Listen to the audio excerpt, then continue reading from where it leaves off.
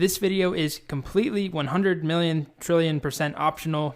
Please, if you don't care to watch it, don't. We're not going to learn any new commands or any new syntax.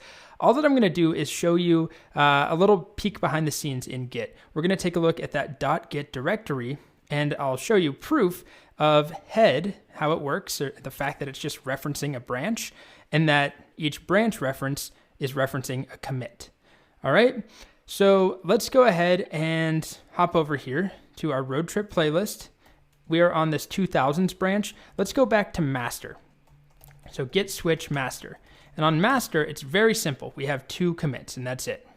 And we can see that head is referring to master because we're on the master branch. And the master branch is pointing to this commit. This is the most recent commit on the tip of the master branch. Let's take a look at this commit hash. It starts with 93E. Let's just remember that. 93ED. 93'd. Okay, so remember that. And now, remember we have this hidden directory called .git, and inside of it, I'll just cd inside, cd.git. We have this thing called head. And head, if I take a look, I'm just going to use the cat command, is referencing this other thing, refs/heads/master. So in other words, this is, I'll simplify it, head is pointing to the master branch.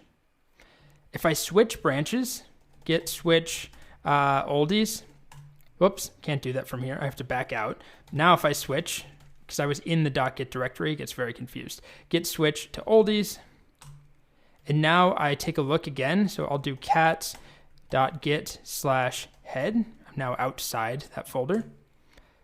See this? It now references oldies. So if I switch back to master, and I take a look at head, it's now master. So that thing, that file called head, is just referencing a particular branch. Now this thing here, refs/heads/master, or refs/heads/oldies right here, they actually reference a particular commit. So let's take a look. I'm going to open up the .git directory now. I've opened up the .git directory just in Finder here. And let's take a look at this refs/heads/master. So refs, heads, and you'll see there's a file for every branch that I have. And in each one of these files, there's just one thing. I'm going to open it in my text editor. It's just a commit hash. It's just a pointer to a particular commit. And head, in turn, is pointing to one of those branch references. So remember, head was refs/heads/master. That's what it had inside. And then if we look at what that actually is, it's a commit, 93ED. That is where the master branch left off. That's where the bookmark for master branch is. Now if I switch to the oldies branch, nothing changes in this master reference, right? But we know that my head changed. So we could take a look at that again, cat.git/head. There it is, head/oldies. And if we look at that, oldies, it says the last commit on the oldies branch is 7ffd. And if we type git log, that's exactly what we see, 7ffd, right? So we can see that all over the place. You know, I have this 2000s branch, and it says the last commit on there, 02f4. Okay? And so if we switch to that branch, git switch 2000s, type git log, there it is, 02f4. So each one of these is like a bookmark. It's one of these branch references. So we happen to have, 5 of them instead of 2 in this diagram. Each one refers to a commit. It just stores that commit hash in a file. And then head changes.